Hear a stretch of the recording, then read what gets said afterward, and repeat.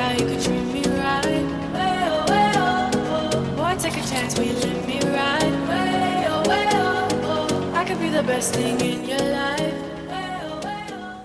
Hello guys and welcome back to London and to another day in my PhD at King's College. Today I'm now in a very busy conference room and messy conference room just to still a quiet place to talk and to not disturb anyone. Today I will be doing quite a busy day. I will be here at St. Thomas's Hospital for the morning, where I will be meeting with my supervisor and an external professor, very important researcher, with whom I hope to share my experience, my ideas on what to do in my PhD, and to ask for suggestions and opinion based on his experience. Then I will move to Guy's campus on the other side of the center, and there I will be spend my afternoon because the other supervisor is coming to London and he has the office there at Guy's, and I hope to be able to see him and to talk with him about my ideas and what I'm doing, what's going on in my research activity, and also again to share with him my proposal for the next steps to do in the summer and in the autumn to proceed into my PhD upgrade. That will be a very important step in my whole journey, because it is the official transition to a, technically speaking, the PhD itself, because now I'm only preparing the project and what I will be doing within the next 3 or 4 years. Only at the end of this preparation I will be proposing my ideas and my project to a commission, the panel of professors that will evaluate and comment my research work throughout the entire PhD. And if they will approve my project, I will then start officially the PhD itself. This is a very important step in the 4-year experience here in a PhD. So the main goal of today's meeting with my professor and his colleague is to tell him what I'm doing and what I will be doing in the next months, and see whether he can connect me with other people of other universities or research group that may help me and with whom I may share my research activity, because it's very important not to do things alone, but instead to find a very strong and supportive network of people and researchers all around the world, technically, so that not only your research will reach more people that are interested in what you're doing, but also because you will have the support of brilliant people all over the world that may help you in what you need, what are not your competencies. I am doing a machine learning application in ICU environment for decision support system for clinicians, but I don't know everything, and there are hundreds of possible different application algorithms and problems that I may face during this journey. So it's very useful to find people that are very expert in other areas. For example, time series analysis. In medical environment we have a lot of time-dependent measurements in ICU, especially because there's a lot of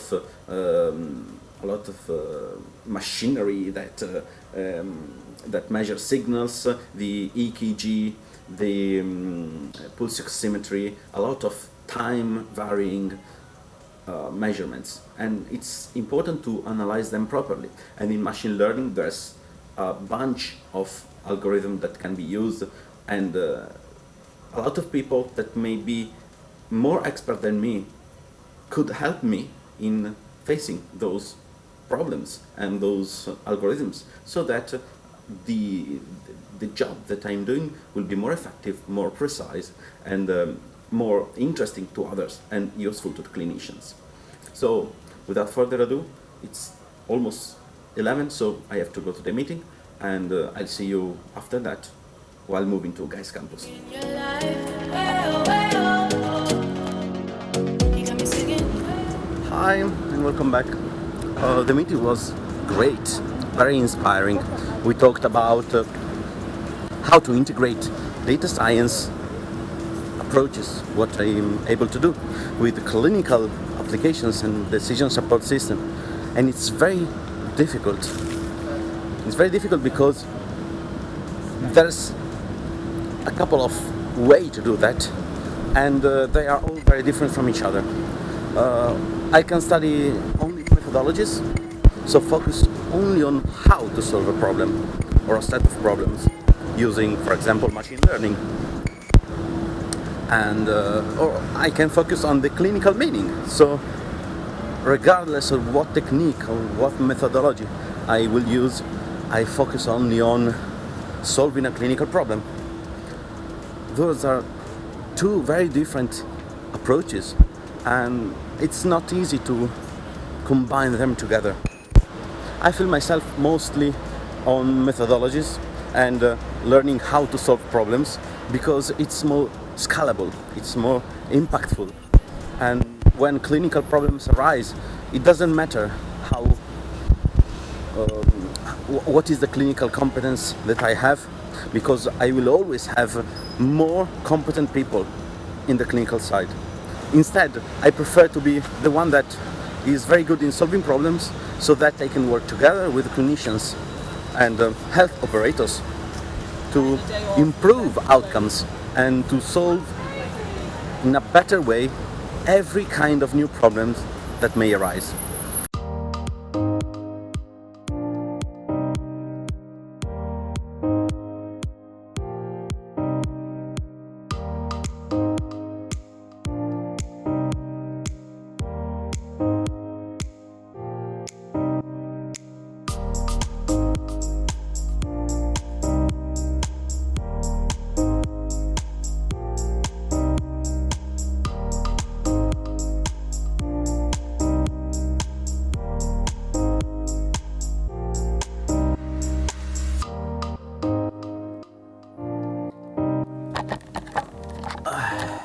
So, end of the day report.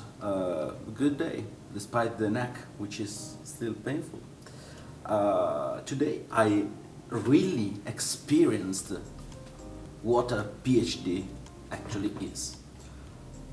Especially during my first meeting today, I really and clearly noticed the difference between a PhD and a traditional job. In a traditional job, you're asked to do something, and basically you get the job done, and people, your boss, your manager, gives you other tasks. So they use your time and your expertise to achieve some goal or result. In the PhD, it is the opposite. Speaking with my supervisor was a clear demonstration of that, because he was not asking me to do things or to help him to do his projects or his work. Instead, he was trying to find the best way to help me to do my activity, the best possible scenarios in which we can find ourselves at the end of the 3 years of my PhD. So what will happen next? And try to figure out exactly what can be his role and his help in this journey, so that I can get where I want to be, or I can do what I want to do. And this is completely different. It's not always the best thing can happen to us, because the vast majority of people don't feel comfortable in this situation, prefer people to give tasks to them and simply do their job, and yeah, they're done. But that's a completely different approach, and the PhD and the research career is based on this and on the innovation that new students bring to the research groups, labs, and research facilities. That's it, basically. I will see you in the next video, and if you like this vlog, please make sure to subscribe and check the bell for the notification so you will not miss other future videos about my PhD experience here at King's College London. Take care.